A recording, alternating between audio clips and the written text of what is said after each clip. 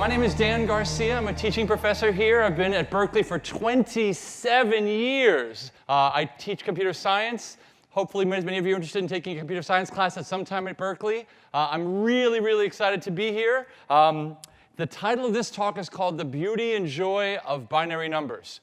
So I was asked to pick a kind of a topic that's accessible to anybody. So this is a topic I give at Cal Day. You guys know Cal Day in April. We opened the campus to everybody. Hopefully you came. So I gave this talk, but this is a little variant of that talk. And at the end, I'm going to give you advice to how to succeed here at Cal. How's that sound? All right?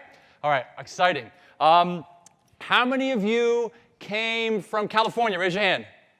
Woo! How many of you came from outside of California? Welcome to you all. Welcome to California. The weather's here is better than you've ever experienced, probably.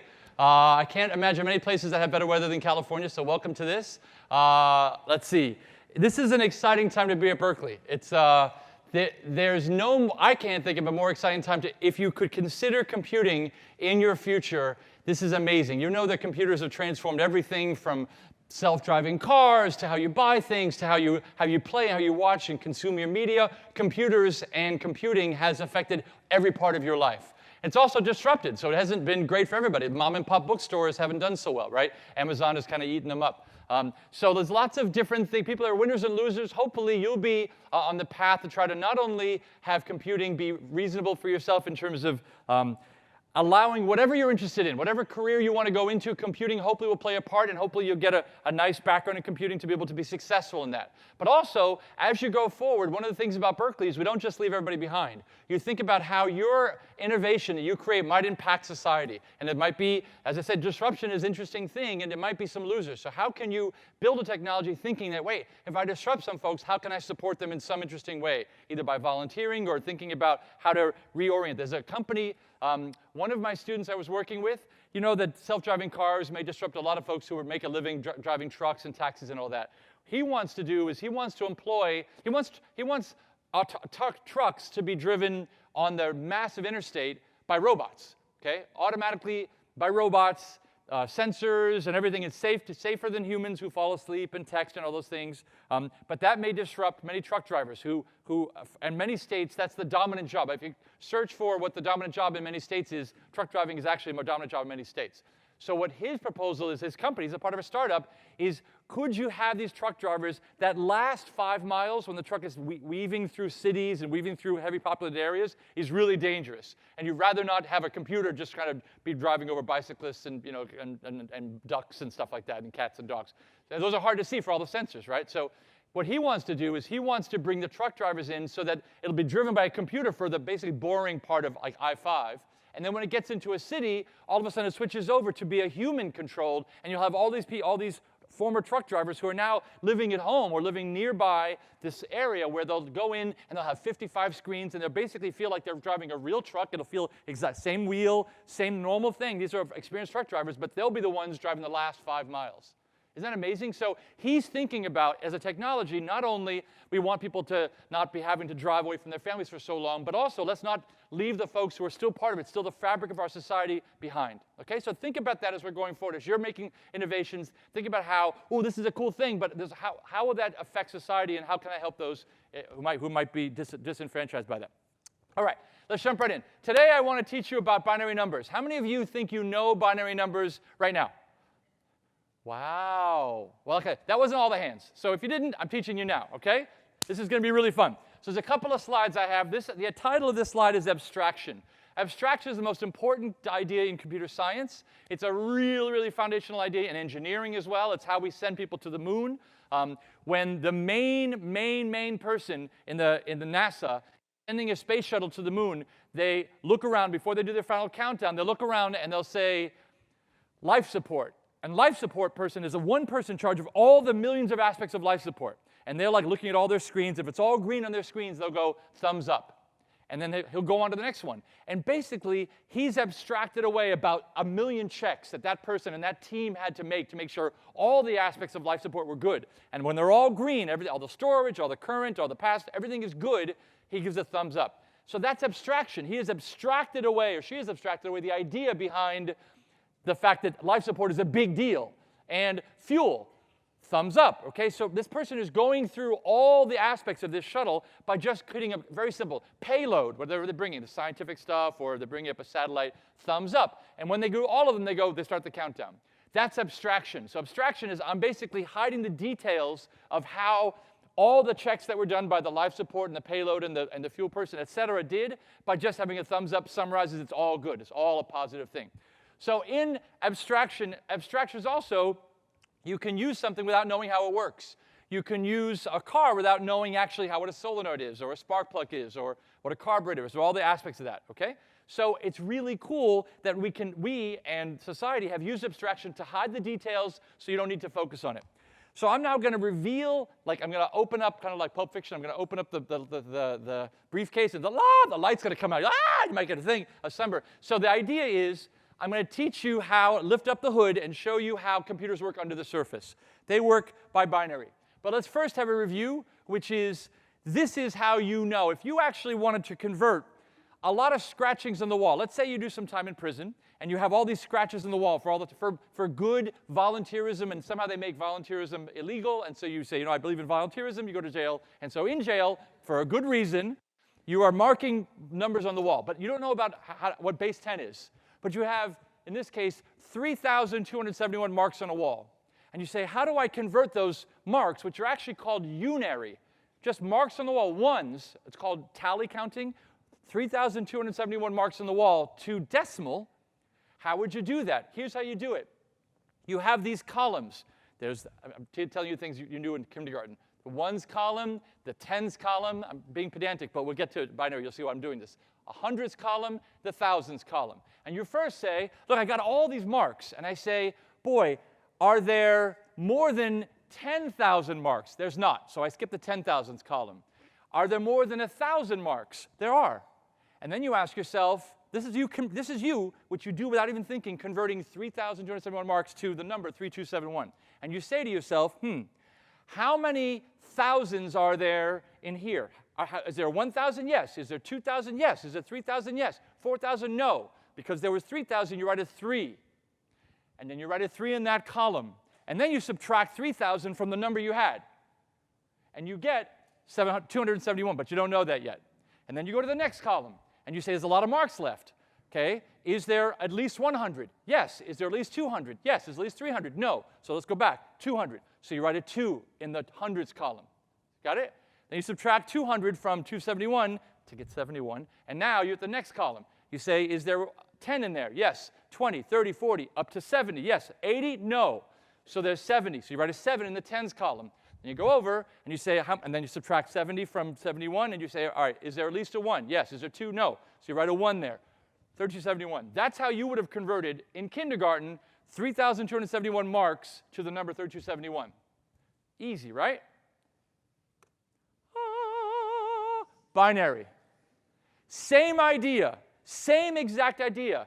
The columns of 1 and 10 and 100 and 1,000 were there because they were 10, the base 10, to the 0, to the 1, to the 2, to the 3. Now we're in binary, base 2.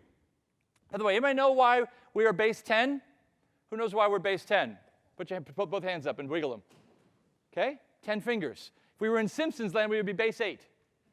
That's called octal, but it's true. They would have been, Simpsons is base 8. Okay. Example. So I have the number 1101 in binary. So I showed you how to convert a list of numbers to decimal. Now I'm going to show you how to convert binary to decimal. 1101. So, by the way, if I want to go back, if I want to convert this, how do I convert 3271, which is like a string, to an actual number? Well, it's 3 times 10 to the 3 plus 2 times 10 to the 2, right? That's how we're building this up. I can do backwards, plus 7 times 10 to the 1 plus 1 times 10 to the 0.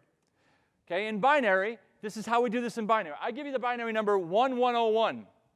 How much money you got? Oh, I got 1101 base 2 in my pocket. Well, how much is that? You have no idea. So the answer is, we do this again. The columns are, instead of being 1, 10, 100, 1,000, what are the columns? Give me some love. 1, go. 2, go. 16, right? Problem is, somebody's supposed to say 6. They go 1, 2, 4, 6. No, 1, 2, 4, 8. 16, you keep doubling it. I challenge you, have a fun thing. See how far you can go. It would be a great thing if you could go all the way up to 1,024, which is 2 to the 10th. So keep doubling it, and actually, I would love if you, for homework, I'm giving you a little homework. Look, you just got to Berkeley, it hasn't started yet. Dan's giving me your homework. Here's your homework. I want you to see if you can memorize 2 to the 0, 1, 2, 3, all the way up to 2 to the 10. 1, 2, 4, 8, 16, 32, 64, 128, 5, 128, 256, 512, 1024. That's all you got to do. Memorize that, and you will be best suited when you get to some case when you need to be thinking about this base 2 thing. Okay? All right. So that's it. 1101 is what number? 1 times 8. 1 times 2 to the 3rd, which is 8, plus 1 times 2 to the 4th, 2 to the 2nd, which is 4. 0 times 2 to the 1, which is 0, plus 1 times 2 to the 0, which is 1. Give me 8 plus 4 plus 0 plus 1, 13. 1101 is 13. That cool? So that is a very simple way. If I say, now let's go back. 13 converted to binary. Let's do it together. Is there a 16 in 13? No, so there's no bit there. Is there an 8 in 13? Yes, so I put a 1 in that first column. I'll do my fingers for you. There's a 1 in that big guy. Okay? Subtract 8 from 13. What do I get? 5. Okay. Is there a 4 in 5? Yes. Subtract the 4 from 5. I get 1. Is there a 2 in 1? No. So it's a 0. 1, 1, 0. I still have my 1. Is there a 1 in 1? Yes. 1, 1, 0, 1. I did it. So I go forward and back in binary. Now, what's interesting is there's no reason, computer science is all about generality. There's no reason you couldn't do this in any base, including base 1. So you could convert to base 8 right now, just doing the same thing. The columns would be 1, 8, 8 to the 0, 1, 8 to the 1, 8, 8 to the 2, 64, 8 to the 3, etc. Okay, so you can do any base. I'm just telling you, we typically use binary in computer science. This is hex. This is the hex base, base 16. Now you're going to say, well, Dan, I got the base 8 and 10 and 2, but what the heck do I do for the digits in base 16? There's more than 10 digits. We only have 10 in decimal. What do I do? Well, we roll over. We could have gone to cards like Jack, Queen, King. We could make up anything. But Jack, Queen, King gives us only 3 more. We want to get to 6 more. So we use the letters. A, B, C. So A is 10. B is 11. It's kind of cool. Okay? And the columns, again, are, I'll start here. The columns are 1, 16 to the 1, which is 16. 16 squared, which is, anybody? 256, etc. Okay? So that's hex. Going backwards, if I say A5, hey, I got A5 in my pocket. All of a sudden, you come with a sack full of quarters. Take your money, get your money. Okay, A5. So A is in the 16 column. A stands for 10. So that becomes 10 times 16, or 160, plus 5 times the 1 times 16 to the 0, the 1's column, 5 in the 1 column, 165. Is that cool? Now you can do hex in and out, binary in and out, decimal, beautiful, okay? You guys are doing great. This is kind of a summary. If you've ever heard of a byte, how many of you heard of a byte? How many of you heard of a bit? How many of you ever heard of a nibble? Like almost nobody, a couple, okay? It's kind of cool. A byte is 8 bits. So bit's 1 or 0, like 8 light switches, okay? A byte is 8 of these bits. A nibble is half of a byte. Get it? Like a nibble. See, we're always funny. The nibble, see what the, get it? The nibble. Okay.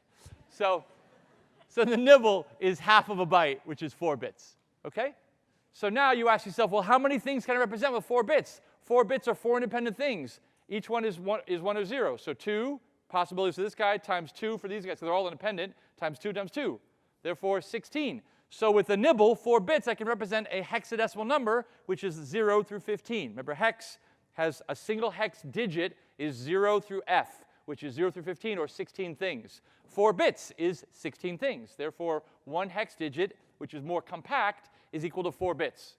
A byte is 2 hex digits together, okay, like FF or A5, okay?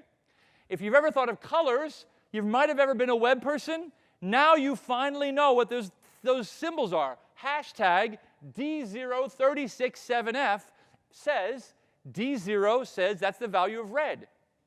Let's do it. D is what? Well, C, you don't remember so far. Over there, look at the table. D is 13. 13 times 16 is whatever it is, plus 0. Okay, so that's the value for D. 36. 3 times 16, 48, plus 6, which is 54. Okay, so that's 54 in green. 7F is 7F. Do some calculations. 7 times 16 plus 15. Okay? That's cool. And that's the color, which is pink. Isn't that cool? So now you know how the colors map, and that's the web, and that's all the good stuff. All right. I have a quick game. I'm going to do it for time. Ooh, good. Quick game. I need 10 volunteers. Fast. And come on up. First 10 up here. Come, quick. Okay. 10 sit, and 10 stand behind them. This is so cool. Okay, this is so much fun. Okay. Okay. My front row is going to be my bits, okay? My bits. Here's my bits, okay? Here's 5 bits. Boom. Bits, bits, bits, and bits. You guys behind, do I have too many people? I think I have too many people. Okay. No, 10 total. 10 total. Sorry. Thank you, guys. Sorry. Okay. Okay. So here is the value of the columns. You're just going to hold them up. That's all you got. You got the easy job. You just hold them up, the 1, 2, 4's column, the 8's column, the 16 column, just to see how good you guys are. This is like a race, okay? Here's how this is fun. This is really fun. Okay, you guys are going to be 1 or 0, 1 or 0, 1 or 0. Just flip like this. Hold it like this, hold it like this. Hold 1 or 0, okay? Start at zeros. All zeros in the front. Hold this up strong. Can you all see? Can I try to show the sides? It's 1, 2, 4. Try to be the same height, too, so it's all, so that for the cameras. Same height for the cameras. No, the hands, not the heads, the hands. Okay, 1, 2, 4, 16, all zeros, okay? Now, we're going to see if my front row can count from 0 to whatever that number happens to be. I don't know, I know, but let's see what it happens to be, okay? Let's start it. Front row, you're going to count slowly. Okay, 1. Can you get it? Because this is 1 times 1. Okay, 1. 2. Okay, 2. Good at 3. And by the way, you can, it's actually cool. If you hold it the 1 and then flip it, because 0 is like that, so it's actually faster to do like that. So good call on that one. Well done. Okay, 3. Give me 3. Give me 3. 3. Wait, 3. Okay, 3, right? 4. Okay. You flip every time, just the thing. You flip every 2. Okay. 2 on, 2 off, 2 on. You flip every 4. 4 on, 4 off. You flip every 8. It's actually kind of cool. You flip every 16. Okay? It's easy. You have the easiest job. You guys, you have the easiest job. You have the hardest job, okay? So we're at 4, right? 5. Yep. 6. Love it. 7. 8. Love it. Oh, 8's like an odometer, right? They went brrrp, and a new digit came over, like a binary odometer. With the thing? Okay. 8, 9, 10. Yep. 11, 12. By the way, the answer's up there, just so you can check them, okay? But they can't see them. They can't see them, so it's good. Ready? 12, 13, 14, 15. Ooh, stay at 15. 15 is all ones. All ones. This is F. This would be the biggest hex number. This is a nibble. These 4 people are a nibble, and this is the biggest hex value you got, F. Okay? Here we go. Watch for the odometer. Ready? 16. They all flip it. Cool, huh? With the thing, with the rolling. Okay. Let's do it fast. 17, 18, 19, 20, 21, 22, 23. It gets funny, right? 23. Okay, 24. Ooh. Now, here's an interesting, cool thing. 24, right? What's 1, 1 in binary? 3, right? But look at this. This 3 with 3 zeros. Now, if I give you the number in decimal, like 123, how do I multiply it by 10? I take the 123 and I shift it left. 1, 2, 3, 0, right? That's multiplied by 10. Multiplied by 100 is 1, 2, 3, 0, 0. So watch this. This is 3, which used to be over here, shifted left, or multiplied by 2, 3 times. 3 times 2 is 6. 3 times 4 is 12. 1, 1, 0, 0 is 12. Confirm with me, yes? What do you think? 3 times 8, 24. With the thing? So it's kind of cool making the connection between decimal and binary, some cool stuff. So shifting left is multiplied by 2. Shifting right is divided by 2. Okay? We were at 24, 25, 26, 27, 28, 29. Oh, this is getting interesting now. 29, it's an odd number. Now, how do we know if it's an odd or even number? You are my odd or even number. In normal, like teaching kids in kindergarten, odd or even, well, I remember 0 is odd and a 2 is, look at the, you got to check these things. But in binary, this is my odd and even check. Isn't that cool? Odd and even, if you got a 1, it's odd. If you got a 0, it's even. That's my bit. That's my odd-even bit. So in binary, if you want to check odd and even, ask for that bit, and that tells you whether it's odd or even. 1 says yes, 0 says even. Okay, 1 says odd, 0 says even. How about divisible by 4? If they're both zeros, divisible by 4. Because I shifted it by 4, right? I multiplied by 4, shift them over, it's 2 zeros. Kind of cool, right? Okay, what are we up to? I don't know. I forgot. But this is 7 times 4 is 28, plus 1 is 29. In my head, I'm fast that way. Okay, I didn't have to go, well, 16 and 8. No. 7 times 4, 28, 29. Boom. Cool, right? Does that see how I'm showing you a little fast? Okay, 30. Ooh, 31. Can you see what's going to happen? I got a car. You've seen those old-style cars that have all 9s? And then you drive 1 more mile, and what does happen? 32. He's messing with me. High five. He's messing with me. Normally, it's a 0. Put the bit down. I only had 5. I only printed 5. Well, I have more, but I only printed 5. What just happened? Who knows the word for that? Overflow. I have overflowed. Isn't that fascinating? Now I'm back at 0. Because the bits can't handle what I got to store, right? There's something about you can't handle what the rock is cooking. The bits can't handle what the rock is cooking. There's some cultural reference in there that I don't know how to do. All right. Now, here's what's interesting. What if I have 0, which is really 32, but 0, and I subtract 1? Let's subtract 1. Go back to the number you just had. That is 0 minus 1. This is minus 1 in 5 bits. Unsigned value, there's not a signed bit. I'm not doing positive or negative. And I subtract 1, I get back to 31. Okay? Is that overflow or underflow? It's actually called negative overflow. Well, people say overflow, but it's also overflow. The bits couldn't handle what you want to do. Underflow means you go to 0, and it's too small to handle a number close to 0, which you'll do with other representations, not with integers. You do it with floating point numbers. Okay, so now here's the fast thing. You guys randomly, this is the game for the last game. I know I went through a lot of things. I want you to scramble, like put them down, think about what you want to be, and then decide for a bit, 1 or 0. Here's your reminder what the columns are. First person to shout it out gives a thumbs up. Ready? Or just shout it if you get it right, okay? Randomly, 1, 2, 3, go! Give me a value. 23. I heard it over here. I heard a 16 and a 7 is 23. Pretty good. All right, we'll do it again. See, that's funny. It's fun, right? Okay, this is a fun game. Okay, here we go. 1, 2, 3, go! What is it? 13. Awesome. I let you put your phones out. Back in high school, it was put your phones away. Here, put your phones out. There's a game called the Cisco binary game, which will actually let you play this both ways. It'll give you a number, and you have to set the bits, and it'll give you bits, and you have to say the number. And it's really fun to see how high you can go, because it's like a timer, and you get nervous, and you're sweating, and you're playing the game, and it's awesome, okay? So Cisco, write this down. Cisco binary game. Get it on your phone. Fun. This game right here, okay? All right, we talked about overflow. We talked about shifting right and left. We talked about binary numbers. We talked about the max. So the max value, this value with 5 bits, what's the min value? 0.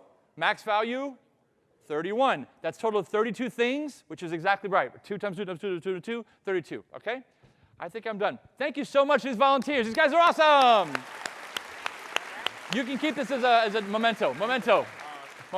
That's good. If you want. Okay, good stuff. I can sign those later for you guys if you want. All right, very good. Okay. So now, you're going to say to me, why is that relevant? Well, binary is what runs. It turns out people don't know why we use binary. I'll go back here so the camera can see me. People don't know why we use binary in computers. Anybody have a guess? There's a hand in the back. Wow.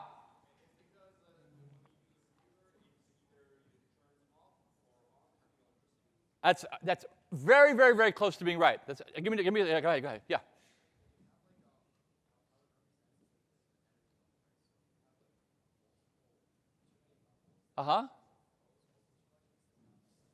I'll repeat it. If you have too many levels, it's not stable. It turns out it's very. Also, both together, they're almost perfectly right. Transistors, electrical transistors, have been about AT&T Labs back in, I think it's like 40s. I had this on a slide. I forget which one it is there. The transistors are stable when there's no power to them or when there's full power to them. Okay, so it's bistable. There's only 2 states that are stable in. If there were 3 states they were stable in, that's what we would have base 3 right now. But because transistors were stable in no power to them or full current going to it, that they say it's bistable, 0 or 1, its power's on or off, there's your 0 and the 1. Okay? Pretty simple. And it kind of makes sense, lights on or off like that. All right. Phew! I have a magic trick. And I've never done a magic trick in this. I only have 33 minutes before I want to tell you like success in Cal stuff, the last 20 minutes or so, and then answer questions. I'm going to need some volunteers. Why don't we do this following? We're going to do I normally have included the whole class. I do this at Cal Day with the whole room. It's never bigger than 100, and it goes about 20 minutes. But I don't want to spend the time doing the video trick. I'm going to ask all the front row to join in this magic trick. Is that okay? Front row? So front row, come up. And I got to come up and see if you can. Okay, what's going to here? Just line up, face it, shoulder by shoulder, and face forward. Okay? But like literally no gaps, front row. Okay? Here's how this magic trick's going to work. If this works, it's so great. Okay. I need to have a count off, but you have to make sure they don't mess up, because if they mess up, the magic trick won't work. I have to have the exact count. Okay? Start from the beginning and count off 1, 2, 3. Go. 1. Loud.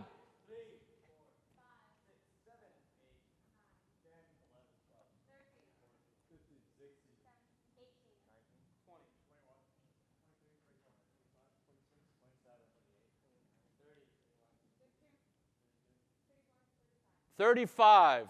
I predict that person number 35, number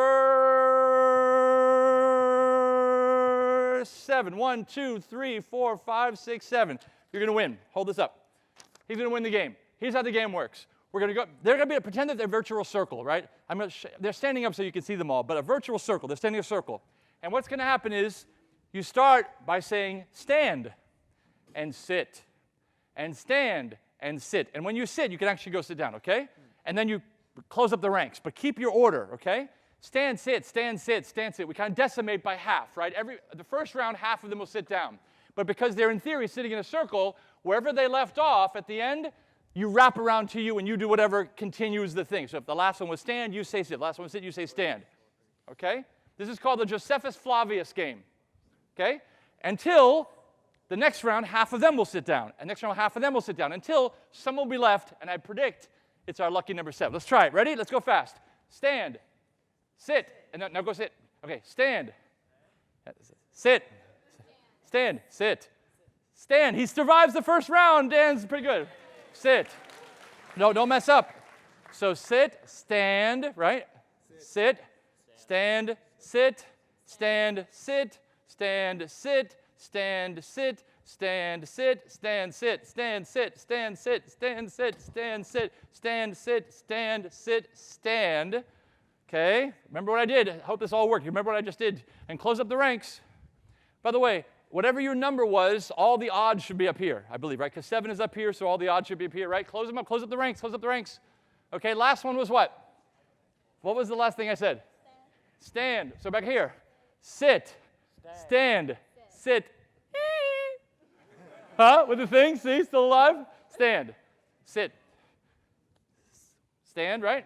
Let's do it. Sit. Stand. Sit. Stand. Sit. Stand. Sit. Stand. Sit. Stand. Sit. Stand. Go back. Stand. Sit. Stand. Sit. Stand. Sit. Stand. Sit. Stand. Sit.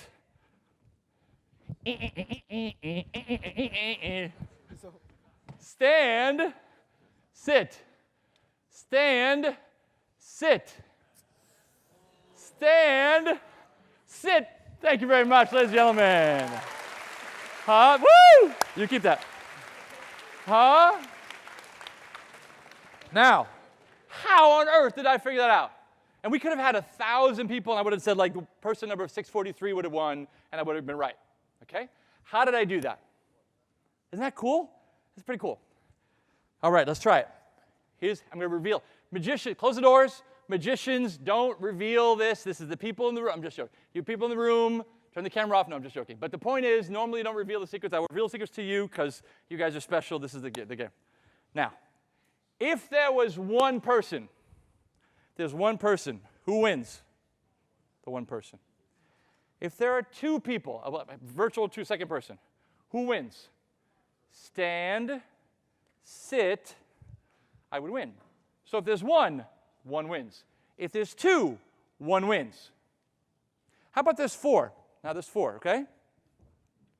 4. Stand, sit, go away. Stand, sit, go away. Now, we're just at the case we were a second ago, where there's 2 people left. And who wins with 2 people left? Number 1. So 1 wins when there's 1 person. 1 wins when there's 2 people. 1 wins when there's 4 people. Are you guessing it's all evens or maybe all powers of 2? What do you think? Powers of 2, right? Any power of 2, 1's going to win. So now let's think about it. You had 35 people. You start to have people fall away, fall away, fall away, until at some point, there's exactly a power of 2 left. So what's the first power of 2 below 35 that we're going to hit? 32. 32. So there's 35 people, 32. Once we get to 32, that's the winner, right? Once 3 people have sat down, the next one wins, right? Because the next one is, if you freeze time, there's 3 people sat down who were there, pretending they weren't there. That's like starting back at 1, which is somewhere in the number. That's the 1, really, if you renumbered here at 1. And that's the first person to go out of 32. That person will win. OK? So out of 35, how many had to sit down? Do we just go sit, sit, sit? That's not how the game works. How do we play? Stand, sit, stand, sit. So it's every other. So for 3 to sit down, how many have to go through? 6. Right? And the next person wins. 6. The next person's number? 7. And ours number 7 won. Huh? With the thing? So that's kind of cool. Now, you don't appreciate it yet. You don't appreciate it yet because I should have had the people, the bits, do this fun exercise in which everybody gets up. You ever play this game where you are in a car and everybody just kind of gets at a stoplight and the person on the right gets out and they run around, they become the driver, everybody just shifts over, okay? Same idea here. Watch. If all the bits here got up and moved to the left, moved to your left, to their right, bloop, everybody moves over, then this bit, nobody changes their 1 or 0. They just move to the right, and this 1 or 0 goes around like the car game, and they go back in here and they go back here, okay? That's basically what just happened. 32. I had 35 represented here. 35 was represented in this number somehow, okay? 35. I subtract off the biggest power of 2. 35 is, let's do it in binary. What's 35? It's probably a 32 and a 3, right? Okay? There's a 3, and here's the 32. But there's another chair here, but can I borrow a chair real quick? This is just here. Okay, watch. This is 32. Okay? So, I don't use these chairs. This is my 35. Okay? There's a 3 and a 32. 1, 0, 0, 0, 1, 1. That's 35. I have my 35 here, right? They said 35. When you count, I said, interesting. I need to subtract off the biggest power of 2, which is here. So I subtract this off, and now what's left? I said 3. Okay? So I moved over here. I just put it over here as a temporary thing. And now I take the remaining number, which was 3, and I just told you I had to double it because I don't just say sit, sit, sit. I say sit, stand, sit, stand, sit, stand, which means I double this. So these numbers all slide over. All slide over. I doubled it. That's now a 6. Okay? Here we go. Here's my 6. 0, 0, 0, 1, 1, 0 is a 6. They just slid over. Now, it's not a 6 that wins. It's a 7 who wins. So I add 1. Where's my 1? The one that's at the top that I removed, I bring back. So you take the number that you were given, 35, and you do what we call a left rotate. You shift over this top. There has to be a topmost 1. If there's no topmost 1, it's a 0. There's got to be a biggest 1, right? There's got to be a biggest non-zero value in any number that's not 0. That guy gets up, moves around, the remaining guys shift over, and there's your answer. 35 was, take away the 1 away, take the remaining 3, double it to get 6. I add back the person here because I had to add the 1, and that's your answer. You do a rotate right in binary, and that's the solution of the Josephus Flavius problem. Huh, what do you think? Is that cool? And now you know why. It's not just, oh, that's the answer. You know why. Because you got to subtract the biggest power of 2, because that's the guy. After that, it's the people who win. And then they have to double because it's every other. And then it's the next one who wins is the 1. So that 1 comes over, and that's the one who wins, 7. Beautiful. OK? Josephus Flavius. Whew! I have time for this next one. All right, the next game, this is a really cool game. So I usually teach binary. Then I talk about the Josephus Flavius and prove it, which we just did, and we show you how to have a solution for it. The last thing is, how many of you know the game of NIM? You don't know? It's great. Okay, like 5, 10. OK, it's fine. I'm going to teach you the game of NIM. I'm going to teach you a game that you will never lose again. Never lose again. If you play against the average person in the world who doesn't know NIM, you cannot lose if you know whether to go first or second, which you will after this, OK? All right, here's how it works. It's a game you play. Any kid can play. It's amazing. It's beautiful. You take stones, peanuts on a bar, anything, OK? Or you're drinking water. And you take them and you make piles. You just make piles. And on your turn, you can take as many as you want from any of the piles. But you have to take at least one pile. And when you clear the table, you win. So let's make a very simple example. Here's a 2 and a 2, or 2 and a 3. OK? I'll play against you. Just very easy. There's 2 piles. One has 3 in it. One has 2 in it. I'll let you guys go first. You want to take the last one. So on your turn, you could take 1 out of the 2 pile or both out of the 2 pile, leaving me just the 3 pile. Or you can take 1 out of the 3, 2 out of the 3, or 3 out of the 3. That's your moves, OK? So I'll let you guys go first for fun. There's a 3 and a 2 pile. OK, so not that one. So choose something. Choose something that's not the one I just said. You take one here. You take 1 out of the 2. Oops, I take 1 out of the 2. OK. It was facing me. It was facing me. OK, no. OK, 1 out of the 2. OK? Right? 1 out of the 2. Now, what would I do? I don't know. I'll take 1 out of the 3. Now what you do? Remember, you want to win. You want to take the last one off the board. You got 2 and a 1. You take the 2? OK, you take 1 from the 2? I'll do this way. I did it right this time. OK. Now it's 1-1. Now I take this one, and you win. OK, that's how it works. You basically take these piles, and you remove things until when I close my fists, the person who closes the fist and takes the whole board, that's the person who wins. OK? All right. So normally this is played with like literally a scatter of peanuts. You take peanuts and you let them make into different piles. You don't start with, every game is different. Here's a pile of 4, here's a pile of 20, here's a pile of 6, here's a pile of 4, here's a pile of 3, here's a pile of 19. All these different piles. And on your turn, you take a pile, you take some peanuts from them, you eat them, and you keep playing. But you can only affect 1 pile at a time. You can't affect 2 piles. But you have to take at least 1. You can't pass. That's the game. And I'm telling you, I'm going to tell you how never to lose this game again. Ever. Ever lose this game again. OK. I have a deck. I'm going to get the deck up really fast. I didn't have it loaded really fast. Think about it. By the way, play with your neighbor really fast. And you can use fingers or this. Like, you can make 4 piles. You have some piles. Your neighbor has piles. Play a quick game to see how you do, OK? While I get this file. Ready? Go. Go. All right. Finish up. Finish up. You're going to walk away from here never losing this game again. Ever. It's really cool. OK. So 2, 3, 5, 7. I'm going to play against some random people. OK, random people. 2, 3, 5, 7. Do you guys want to go first or second on that board? 2, 3, 5, 7. I see. You have a hand. Does that hand mean what? You want to go second? You want to go second. I have no idea what I'm doing. Let's see if I can get this guy to be a pen. I can do a pen here. All right. I will take 1 away from the 7 to make 2, 3, 5, 6. I don't know what I'm doing. Remember, I'm playing randomly. Wink, wink. I don't know what I'm doing. OK. All right, give me some love. Give me some love. Do you have a move? Any guys have a move here? Give me something. Any something. But not people who know the game. Just kind of people who don't know. Just kind of play. Yeah, go ahead. Do you know the game? OK, go. What do you like? Take the whole 6 pile. A lot of people clear off the whole 6 pile. Now, Here's the coolest part of this game that really is mind-blowing.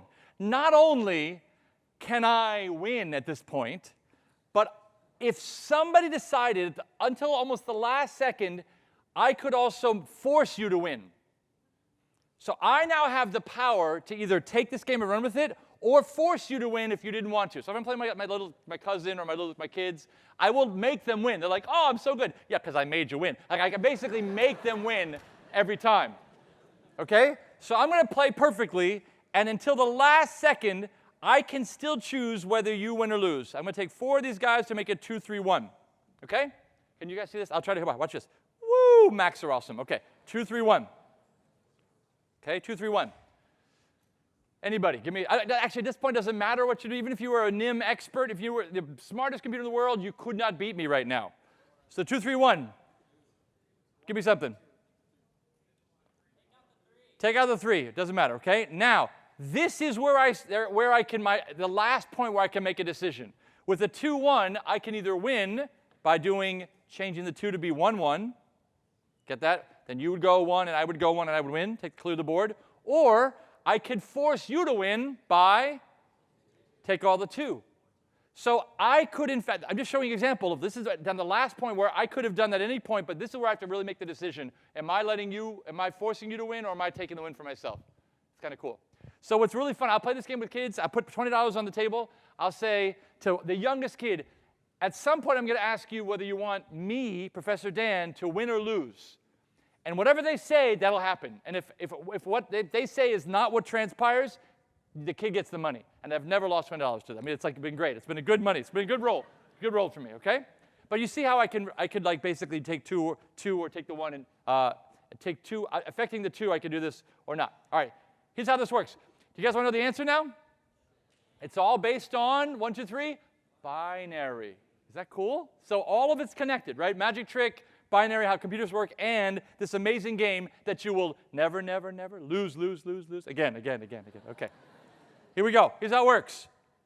I played the room in 2, 3, 5, 7 NIM, and I won or lost, depending on whether you want to do that. Okay? I did paired up. We thought about it. We had these theories. Now, here's what's interesting. It's probably better, I have enough time, it's probably better to talk about some basic cases. For example, what happens in the case when, I'll go back to the pen mode, see if I can get this here. I don't have one of those tablet things, but I'll see if I can make it. What happens in I'm going to write this word lose. Lose means if you have this particular setup and it's your turn, you'll lose.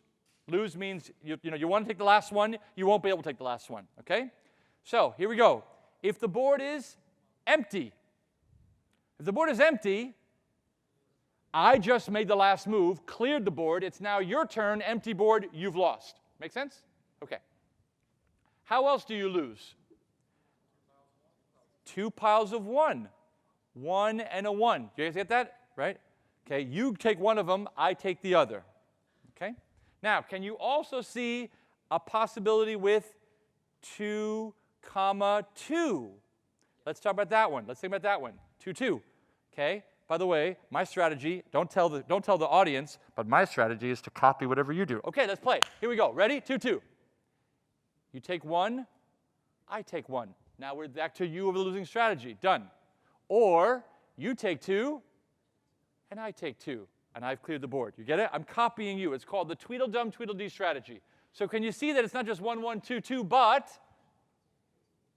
N, N. Does that make sense? Whatever you do, I just copy you. I mirror you down. Okay? So N, comma, N. You guys got it so far? Okay, N. I should be able to do it N with the pencil. N. Okay. Now, so that's all the pairs. Anything but that with 2 piles is a win, by the way. Like 2, 5. What's my move? 2, 2. Because I'm going to hand you the losing move. I want to hand you a lose. A big, smelly goose egg. You got it. Okay? And 2, 2 is that. Okay? So anything that's like unequal, I make it equal, done. You got it? Okay, that's the only way you can win that one. All right. How about the following? I'm going to this strange case. How about a 1, 2, 3? Okay? Now, I'm going to go through every possible move of this, and you're going to tell me how to respond. And you see, I'm going to see if I can win here. I'm going to see if I can win, and if every move I make I can't win, it leads me to me having one of the losing positions, then that's a losing. But I'm trying every possible case. All right. If I cover the 1, what do you do? Just say 2, 2. That's easier to, okay? If I give you 2, 3, what do you do? 2, 2, okay? So I can't touch that one, right? If I take 1 out of the 2, giving you 1, 1, 3, what do you give me? 1, 1. If I take both these two, giving you 1, 3, what do you do? 1, 1. So you got it so far? Okay, we're all together, right? How about if I take 1 out of the 3? 1, 2, 1. Oh, that was a good move. 1, 2, 1. 1, 2, 1. 1, 1 again, right? How about if I take 2 out of this? Oh, that was taking 2. How about, okay, I'll take 1 out of the 3. 1, 2, 2. What do you do? 2, 2. How about if I take all the 3s to give you 1, 2? 1, 1. Everything I could do, you countered. Therefore, there's nothing I can do to win this game if you know how to play. Therefore, 1, 2, 3 is also one of the bad ones. Okay? Isn't that kind of cool? We're making a list. And you could just live your life with a little cheat sheet that you carry around and you pull it out. Like back in the day before cell phones, I used to have a cheat sheet of all the phone numbers. If I ever get lost, or my mom or my uncles, and it was like this wallet thing. It would go printed like 1-point font. The olden days, pre-digital. So you could walk around pre-digital with an old analog sheet or something on your phone, okay? Or you could learn some math and some computer science I'm going to teach you now. Here's another one. 1, 4, 5. These are random numbers. Let's play with it. Ready? I'll start over here. I give you 4, 5. Where do you go? 4, 4. Okay, I'll start taking 1 away. 1, 3, 5. Think about it. 1, 3, 5. The answer's on the sheet. 1, 3, 2. Right? Okay? If I take 2 away, 1, 2, 5. 1, 2, 3. See how this is kind of cool? 1, 1, 5. 1, 1. 1, 0, 5 or 1, 5. 1, 1. I can't touch the 4 either. Right? It's kind of cool. All right. 1, 4, 4. 4, 4. 1, 4, 3. Ooh. 1, 2, 3. 1, 4, 2. 1, 3, 2. 1, 4, 1. 1, 1. 1, 4. 1, 1. I can't touch 1, 4. 1, 4, 5 is also losing. So it's a big, stinking, smelling 1, 4, 5. I go like, I can't win. If I knew you had a new play, I wouldn't even complete play. 1, 4, 5 is also a bad one. Now, let me show you why this is. Here we go. We don't know whether 2, 3, 5, 7 is a winning or losing position. But here's what we do. I first convert, this is where the binary comes in, each pile to the binary representation of the sum of that pile. Okay? So 2 is 1, 0, 3 is 1, 1, 5 is 1, 0, 1, 7 is 1, 1, 1. Okay? Next. Yoink, does this work? I take a new word. You ever learned this before? Nobody probably knew this word. The nim sum, otherwise known as the XOR, otherwise known as every column, I count the number of 1s in it. And when the number of 1s is odd, I put a 1 there. The number of 1s is even, I put a 0 there. Like all the 2 1s cancel each other. So 1 and 1, they cancel. 1 and 1 cancels. If there's a 1 left, I write the 1. If there's nothing left, I write a 0. Okay? Odd number of 1s, I write a 1. Even number of 1s, I write a 0. That's XOR, or nim sum. I don't carry. No carry. Like, carry in binary. I don't do carry. So 2, 3, 5, 7. 0, 1, 1, 1. That's 3 1s. Therefore, it's an odd number. I put a 1 there. 1, 1, 0, 1. Also an odd number. I put a 1 there. 1, 1 in the fourth column. I put a 0 there. Okay? And here's the magical thing. When that is 0, it's a losing position. We're talking about losing positions, right? Blank board, NN, 1, 2, 3, 1, 4, 5. All those are losing positions. When that nim sums to 0, it's a losing position. And now maybe you can see why. Here's n represented in binary. And here's the other n represented in binary. What do all those 1s do? They cancel each other out, which is why NN is losing. Because if I write some binary string, you give me 1,000,000 binary digits, and I copy it to the row below, if I nimso that, it's a 0, because all the 1s will cancel with each other. And I have 1 XOR 1, or 1 nimsum 1 is 0. 0 XOR 0 is 0. It's always 0 every row. Now you know why NN is a losing game. Okay? 1, 2, 3, 1, 4, 5 we'll do in a second. Okay? So if it's non-zero, then you have to make it 0, right? Because you want to give your opponent, therefore, there must exist a winning move. That winning move must be able to take that nim sum and make it a 0. And there's only one way of doing that. You have to affect a pile that has enough bits to flip all those 1s to 0. Whatever 1s you happen to have, you've got to flip them all to 0, so that when you're all done, it's all 0s. So here's how you do it. I'll go slowly. You first find the most significant bit. MSB, computer speak for most significant bit. Biggest bit, leftmost one, in the nim sum, which is in the 2's column here, right? Then I look up and I say, which of the piles contributed a 1 to that guy? 2, 3, and 7 piles did in this case, okay? And then I say, I can move on any of them. I choose any one of them to make a move on. Here, I'm going to choose the 2 pile because it's interesting. And what I do is I then take the nim sum value at the bottom, which is a 1, 1. I go to that column, and I flip for every 1 down there, I flip the corresponding guy. Because remember, I want to turn those lights off, right? The bottom lights are on in my XOR. I want to turn them off.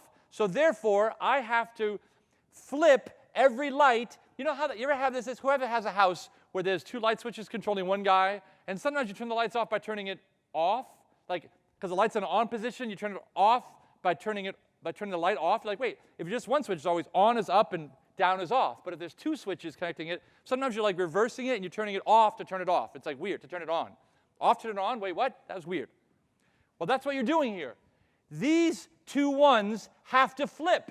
So you go back to that column, and these 2 light switches have to flip. Whatever they were, they got to flip. So when you flip them, what do you get? 1, 0 becomes 1, 0 becomes 0, 1. You flipped it.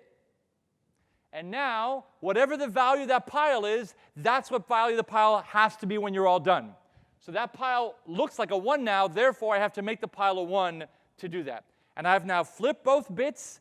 From a 2 to a 1, I flip 2 bits, right? This is 1, 0, and that's 0, 1. I flip 2 bits, and those are the bits in the bottom that now become 0, 0.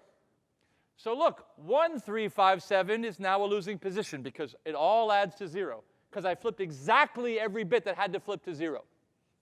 I went a little fast. If you do this once or twice, like I give you a little homework, spend some 5 minutes and practice on a couple of numbers, you will get it, okay? Just practice and you go with some friends. Everybody in this room, in theory, can do it if you just practice once or twice. That is how to play nim perfectly.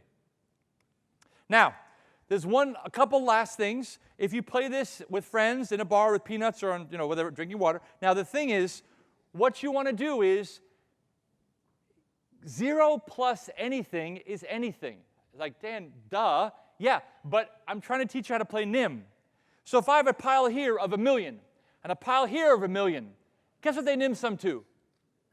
0. So I forget about them, and I focus over here, right? Rather than, okay, 1 million is this bit pattern, and 1 million is this bit pattern. Oh, it cancels. Duh, I knew that. So if I see 2 patterns that are the same, 2 peanut piles, the same number, I'll slowly push them away and say they'll cancel. If I see a 1, 2, and a 3, they'll cancel. So if you give me numbers, I'll start circling the ones that are zeros in my head and cancel, cancel, cancel. I'm left with 5, 7. That's easy. 5, 7, class. 5, 5, right? So you basically take the piles of zeros and you push them away to yield whatever's left, and that's how you make your move. Isn't that kind of cool? That's one cool thing. Cool fact number 2 is that this is a weird feature of XOR. X plus Y, I'll do A, B, C. A XOR B equals C, right? That's I just say it. I'm just giving you an explanation. If I give you A XOR B equals C, this B, you can't just move B to the other side of the equal sign. It has to be negative or something, but there's no negative in nim sum. So you can take any value on each side of the equal sign and move it to the other side of the equal sign. Is that crazy? Like here's AB on this side of the equal sign. Here's AB. Here's AB on this side of the equal sign, and here's C. You can just take B and go blank. So A equals B XOR C. Or, bring the A over, A XOR B XOR C equals 0. Like it just works. You're like, but Dan, okay, but I don't understand. I'm telling you that 1 XOR 2 XOR 3 equals 0, because that's a losing position. Let's try it. That's easy. Ready? Let's do it fast. I'm going to get to the end. This is just a little cool math. Watch. 1, that's 1. Here's 2. I'm going to zoom in so you can see it. Here's 3. Do you see why this is a 0? Uh-oh, wait. 2? That's not 2. 1, 2, and 3. 1, 2, 3. 1, 1, 0, and 1, 1. 1 and 1, 0. 1 and 1, 0. So if I'm telling you 1 XOR 2, XOR, the pile, 1, 2, 3, line becomes a 0 in nim-sum. That's what I'm telling you how this works. That's what losing means. Losing pile means that you take all the binaries and you add them up, you get a 0 in the bottom. So 1 XOR 2 XOR 3 is 0. It also means that 1 XOR 2 is 3. 2 XOR 3 is 1. 1 XOR 3 is 2. Like it's this cool pattern. So here's me doing some math. Watch how cool this is. I got the piles 1, 3, 5, 7. Like I don't know what 1, 3, 5, 7 is. Well, 1 and 3 is like having a 2 pile. Because a 1 and a 3 pile is like having a 2 there. It's really cool. So I cross the 1 and 3 in my brain off, I make it a 2. Isn't that crazy? 2 and 5, here's 5, 101. 101 is 5. And 2 is the one in the middle. 2 XOR 5 is 7. 7 XOR 7 is 0. It just works out. It's just beautiful. Math and the XOR and the this and the, all right. Like XOR and algebra is really fun. We can just move these numbers around and play those numbers fast. You can get really fast at this. It's a lot of fun. That's NIM. You will never lose again. If, by the way, you are going to play a game of NIM and you get a position that looks like 1, 3, 5, 7, and you go, or losing, rather than make a first move and mess up, what you say to your friends, it's like those two chipmunks on the cartoon, after you. It's a losing position. You let your friend take it first, okay? So the way you never lose again is if it's losing, you let them go first. If it's winning, you make the first move, and you know how to make a first move now. Okay? That's NIM. Phew! That was awesome. And look at 400, exactly what I wanted to stop. Look at that. Okay. All right. That's small victories, small victories. Okay. So now, here we go. I'm now going to give you school success secrets. Okay? Now, you're going to recognize the logo up there because I'm wearing my shirt. I usually wear a Cal shirt for these, Go Bears kind of welcome things. But I wanted to share with you the possibility of joining me in possibly the coolest class on campus. It's one of the highest rated classes on campus. Last semester, we shattered the university record for the percentage of women in computer science class. We try to outreach to everybody. We try to make this course really engaging and exciting. Thank you for that. That's awesome. Across the country, the percentage of women in intro computer science classes, non-majors and majors, is around 20%. Okay, some folks are doing really well are getting to 30%. If they're really good, they're 35. CS10, or the Beauty and Joy of Computing, last semester had 60% women. We shattered the record that we had set before of 50%. So, I would love to have you take my course. I still have 40 spots, and I just heard word from our department chair that if more people want to take this course, I will hire more TAs, and we will expand to fill it. We will not turn you away. In 7 years, I've never turned a student away from my class, CS10, Beauty and Joy of Computing. Come take my class. It's an amazing class. I'll be up front lecturing. It's going to be the greatest time. You're going to love it. It's going to be really fun. It's a non-majors computer science class. It's not 621A, the first course for majors, which is fine, but it's the course that will perfectly set you up for success in 621A if you happen to want to do that. It'll also teach you more about social implications of computing, kind of the computing in society that we talked about at the beginning, than other courses than 621A would. So it gives you more kind of a well-rounded sense of it. We teach it in a graphical programming language. It's really beautiful called Snap. It's going to be amazing, amazing, amazing. So please come with me. I'll play my flute, Pied Piper. Come with me to CS10, and we're going to have a great time, okay? It's still 40 spots, and there's infinite spots after that because we will hire more people, okay? So think about it. Go quickly, write your notes. Mom, I'm taking CS10. Okay, go, quickly. All right. And bring a best friend because almost everything you do is partner-based. So you and your best friend are like, let's take this together, yes! And you come in and you totally rock star it, all right? It's amazing, okay? Amazing. So please come to CS10. Change your life today. Boom, CS10. Okay. That's why I'm wearing my shirt in BJC. Represent. All right, here we go. School, success, set, seeds. Okay, I got 5 things. 5 things. Here we go. And action. Number 1, how many of you read Lean In? You should all read Lean In. Everybody should read Lean In. Lean In is a book by Sheryl Sandberg, the COO of Facebook. She talks about not going through life passively, right? She was really directed at young women, but everybody should read this book. And those messages are powerful. So this is a message for everyone. Do not go through life passively. You're going to possibly the most life-altering experience in the next 4 years. Don't just, well, I'll go to classes and I'll get, no. There are so many opportunities that takes a little bit of effort to go to, so take advantage of that. But first year, don't say yes to everything. Obviously, the first year, take it easy.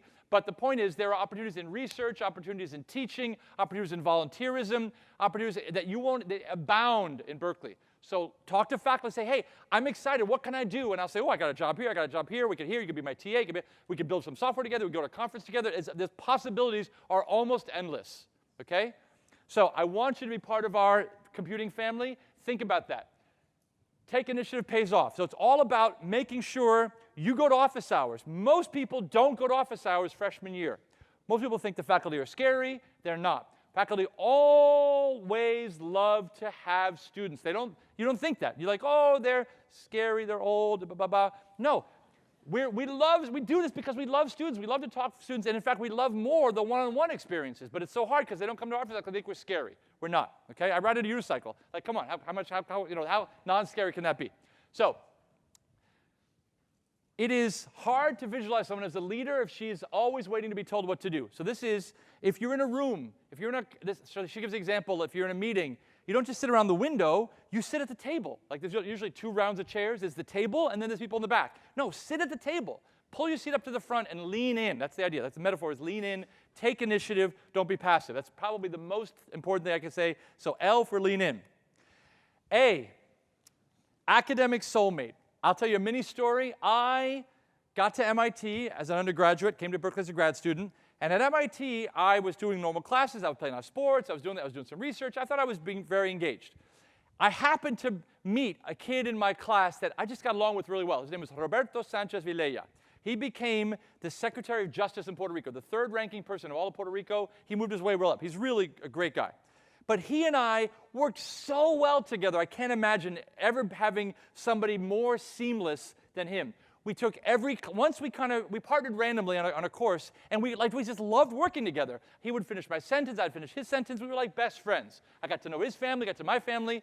Here's the point.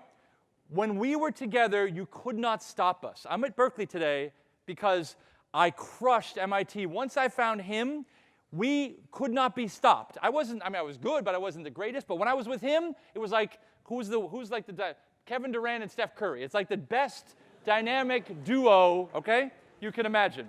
I heard some shade. I heard some shade in the room. All right, anyway, the point is, LeBron and Kyrie. The point is, you got a nice one-on-one friend, partner, take courses together. So if you can find courses that allow for project partners, like, CS10, BJC, okay?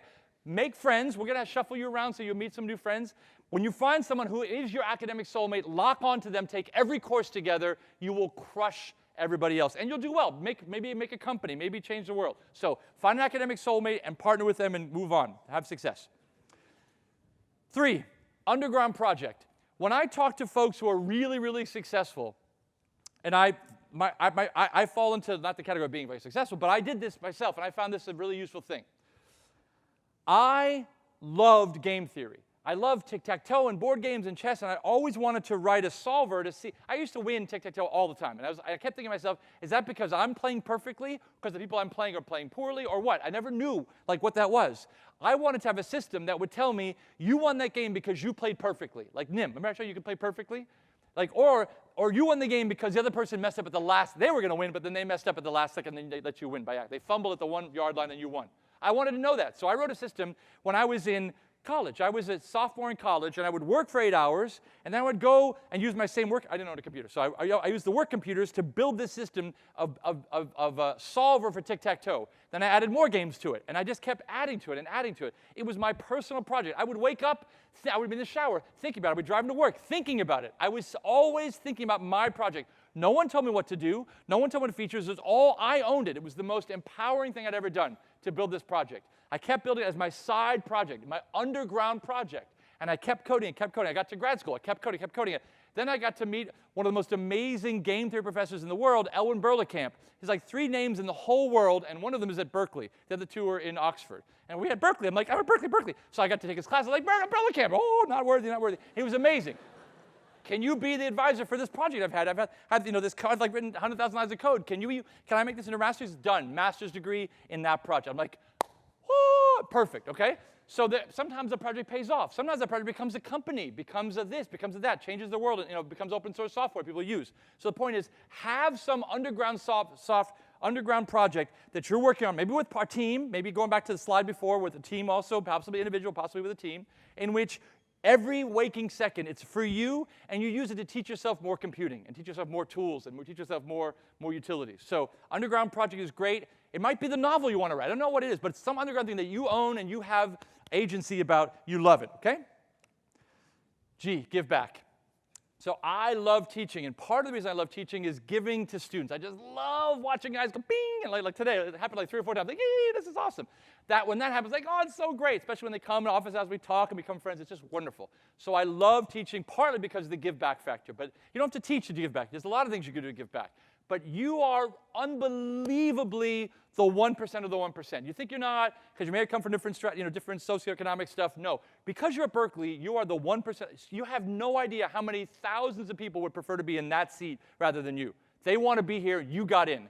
So you are so privileged. Take advantage of that and give that back to the world. Build stuff for the world. Volunteer. There's so many things. Donate money. There's so many things you can do to give back. I do teaching. I just came from a high school where I'm volunteering all year for no money to teach in this high school because I love BJC so much and I want to bring it to this high school, okay? So whatever you can do, you can find time, money, effort, coding cycles, whatever, to give back in some way. Do not just take. We're going to be giving to you, faculty will be giving to you, but somehow take a way to give back either now or later. Do not just take it and run with it. Please give back to the world. Okay, pay it forward in those many ways. Finally, have fun. You're here for 4 years. If you're only keeping your nose to the grindstone, don't think about the fun times that you took a road trip to this and to Napa and to go see Yosemite. Go to the beach. Go on a cruise. There's a million fun things to do. Don't just stay in the isolated little Berkeley bubble. Go around, see things. Go skiing in Tahoe, right? Do wonderful things. Don't do stuff that'll get you illegal and blah, Las Vegas. But have some fun. Enjoy yourself. You're young. These years are really precious. Don't waste them by only focusing on work. Do work there, but have some fun and really enjoy it. And hopefully you can combine this. Like for me, I mean, I'm a little nerdy, but I would be sitting, driving to work. And what am I thinking about? Not the movie I sleep. I was thinking about my project. That was fun for me because it was my thing and I owned it. I was playing games. So the point is sometimes these overlap in wonderful ways. So in summary, lean in, academic soulmate, underground project, give back and have fun. Don't forget to laugh. Don't forget to laugh. That's the key to the whole thing. Folks, thank you so much. My name is Dan Garcia. Woo! Go Bears! Go Bears! I got time. I got time for questions. Let's do some question and answers. Anything. Yeah, go. So how approachable are faculty of prerequisite courses like 61 students? Sure. How approachable are faculty prerequisite courses? Prerequisite courses are typically really large courses. They're remarkably approachable. It's just a lot of people are trying to get to them. So it's not like they're unfriendly. They're the people who get honored by being the intro people, like me and John De Niro and other folks who are the intro series faculty. We are like so privileged to be there, and we get to that place because we're gregarious and outgoing, and we love the students, but it's also a lot of people want our time. So find time. Here's a way to find time, steal time from faculty. Walk them back to their office, right? I'm not joking. You're here. I got to get back to my office. Not now, but I'm leaving my unicycle. But the point is, in general, I'm walking back to my office. Walk with me, and we'll talk. So steal time for them, and when you see their schedule online, find time with them. Grab it. More questions. Yeah, go. You said you had the underground project, did you do chess? The question is, did I do chess with my project? There are many games that are too big to solve. I focus on the really small games that could be exhaustively searched, so you can see the whole tree. Chess is so big, no one will ever, not just it can't, it can't be done. There's not enough atoms in the universe to store all the positions of chess that exist. So it's too big, too big. There in the middle, yeah, go. Louder. Are there opportunities for undergraduates to teach classes? Yes, oh, here's a question. Can undergrads teach classes in the Give Back theme? Yes, indeed there are. In fact, one of the greatest things about CS10 is it is taught by all undergraduates who took my class. My family of students who are in my class, the next year, I send mail to all the students. I say, come please be a lab assistant, help in lab. You're going to be in lab, working in lab. And a huge chunk say yes to that. The best lab assistants become the graders. They grade, we call them readers. They grade your homeworks. The best readers become the TAs. The best TAs become the head TAs. Head TAs typically get tuition paid for. Tuition paid for. The best head TAs become the summer instructors for the class. So in summer, we allow students to teach a class who are the senior expert students who've gone through 7 years of this class, 4 years, whatever. And the people who graduate or who are graduate students can be summer instructors. And almost all my summer instructors were former all-star head TAs who worked through the system and were amazing. And the summer numbers, the people who teach in the summer, have higher teaching ratings than the faculty. I mean, part of it is they're younger and they'll excitement and and they're closer and whatever. But also because they're amazing. They were somebody who basically lived for 3 years every semester doing the class, thinking about it, and worked their way up to that rare position. And then I chose them, and they were like all the faculty had to agree on that to consensus choice. That person is amazing. So the people who are summer students are the best of the best of the best. They go off to get teaching jobs all across the country. If they're grad students, they're amazing, and they get higher ratings in general than the faculty do. It's interesting. Yes, go ahead.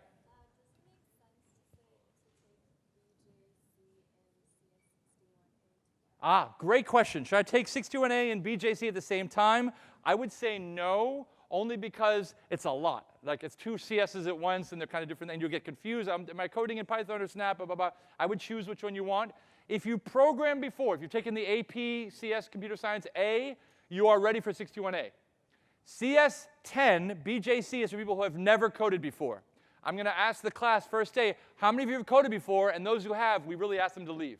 I mean, not in a weird, upsetting way, but we say don't come back to the second lab. This is supposed to be for only people who have never coded before. And by the way, coding HTML doesn't count as coding in my book. So you can do CSS. No, JavaScript is, but HTML formatting, header, H1, H2 is not coding, right? But JavaScript is. HTML, no. Okay? All right. So CS10 is for everybody, but don't do both. Yes, question? When did you realize you had found your subject area of passion? Ooh.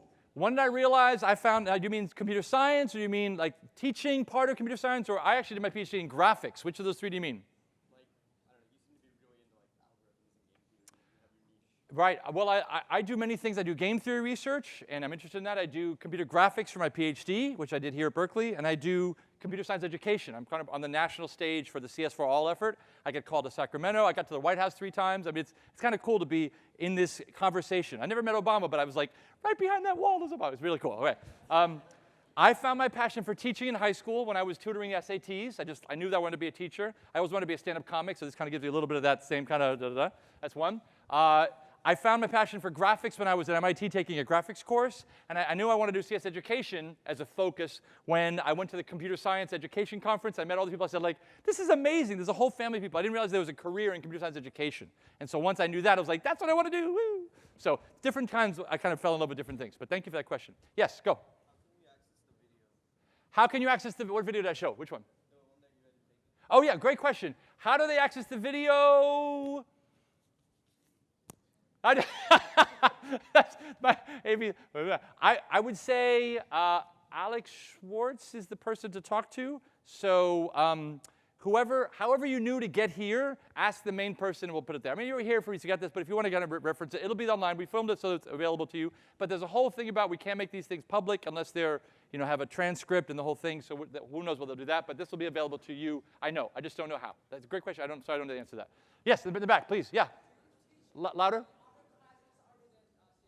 Yes, great. Do I teach any classes other than CS10?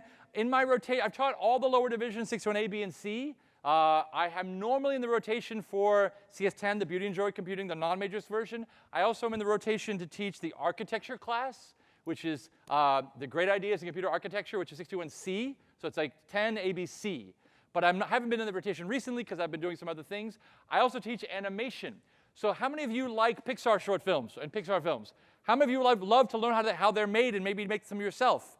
There's a DECAL. DECAL stands for Democratic Education at Cal. It is students teaching students. And this course is available, and it has openings this semester and every semester. It's taught by an amazing team of students who are the best computing animators and computing modelers and computing riggers and all the roles that you do to make a short film. And if you join this class, it's a pass, not pass class, you will learn the entire process to make a Pixar short film. They'll teach you every step. You'll work in a team. You'll make up the story.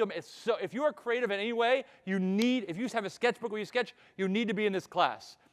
The best of the best of the best of that class come to the class that I teach, called Advanced Digital Animation, in which I bring in almost every week someone from Pixar or ILM or DreamWorks to teach you some really cool feature of the animation process. And at the end of the year, we go to ILM and Pixar and take studio tours. It is the coolest class on campus, but you have to work your way into that by joining UC Bug. It's called UC Berkeley Undergraduate Graphics Group early. You take that decal, UC Bug. You take UC Bug early. Then you come through. You become best. You become one of the leaders. You become one of their facilitators. So you're teaching others. And those facilitators get automatic access to my class, plus whoever else is in campus who didn't know about this but somehow learned computer animation on their own. So animation classes I take. So basically I teach the intro, CS10, architecture, animation. I also taught the teaching techniques class or new TAs, that kind of thing. Good stuff. Thank you for the question. More questions. We're almost done. Yeah? You say that they have that decal Every semester, UC Bug is offered with 2 other decals you should take. iOS. If you want to know how to program the iOS machine, the iPad, the iPod Touches, the iPad Pros, you can learn how to program that in the iOS decal. There's also the decal that I help coordinate that I used to be the person who ran it, but now I pass off to a decal, so it's mostly those folks who run it, called Games Crafters. And it's basically the stuff I was talking about, solving tic-tac-toe and having a workable system online where you can play it. There's a whole research group we do for that. That's called Games Crafters. Okay, so 3 decals that I'm involved with, that I oversee. UC Bug for graphics and Pixar short films, iOS decal for learning the iOS programming, and the Games Crafters for game theory research. Okay, more questions? Yes, over here. When I learned to ride a unicycle, I had a summer job. This is actually a powered unicycle, so it's much easier than having to pedal and kind of factor that in. But it's really, really easy. Powered unicycles are really much easier than normal unicycles because you don't have to pedal and change your body center of mass. You just kind of stay stationary in your lower thing and just turn your hips. It's actually like Chubby Checker doing the twist. You know the Chubby Checker. That's how you ride the unicycle. It's really, really easy. You can learn in 20 minutes. There's videos of people learning in 20 minutes who've never heard a unicycle before. Yes, question in the back. Favorite project making from college? Probably my game theory stuff. I was really, that was my summer thing, and I would basically spend all the time doing that I mentioned before. Folks, thank you so much. I had a great time with you today. This is so much fun. Go Bears! Go Bears! And take CS10. I'll see you guys in a week, okay? CS10. Woo! All right.